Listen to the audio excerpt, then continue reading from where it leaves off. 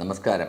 വീണ്ടും ധ്യാൻചന്ദിനെ കുറിച്ച് തന്നെ ഇന്ത്യൻ ഹോക്കിയിലെ ഇതിഹാസ താരമായ ധ്യാൻചന്ദിന്റെ അപൂർവമായ ഒരു പ്രതിമയുടെ കഥയാണ്. ഇന്ത്യയിലല്ല, യൂറോപ്യൻ രാജ്യമായ ഓസ്ട്രിയയിലെ വിയന്ന നഗരത്തിലാണ് നമ്മുടെ ഇതിഹാസത്തിന്റെ പ്രതിമയുണ്ടെന്ന മിത്ത് കാലങ്ങളായി പ്രചരിക്കുന്നത്. 4 കൈകളും ആ കൈകളിൽ ഹോക്കി സ്റ്റിക്കുമേന്തി നിൽക്കുന്ന ധ്യാൻചന്ദിന്റെ പ്രതിമയുടെ ചിത്രങ്ങൾ തപ്പിയാൽ ഗൂഗിളിൽ പോലും ലഭ്യമല്ല.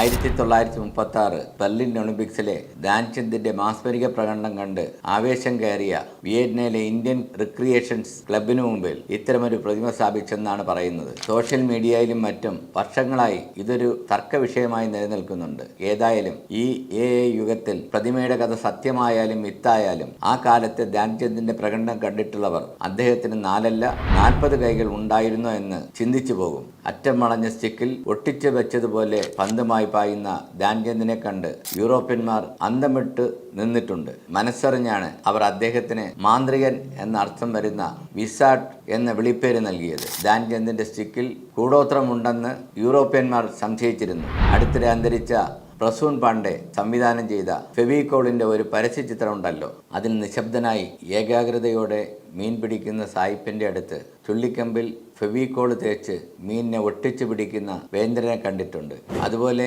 തന്റെ സ്റ്റിക്കിൽ പന്തിനെ ഒട്ടിച്ചു ചേർത്ത മാന്ത്രികനെ യൂറോപ്പ് മറക്കില്ല. അടുത്തിടെ ജർമ്മനിയിൽ നടന്ന ഒരു പ്രദർശനത്തിൽ 30 അടി ഉയരമുള്ള ധ്യാൻചന്ദിന്റെ പ്രതിമയുണ്ടായിരുന്നു. സത്യത്തിൽ അതിൽ എത്രയോ ഉയരമുണ്ട് ധ്യാൻചന്ദിന് ഹോക്കി ആരാധകരുടെ മനസ്സിൽ.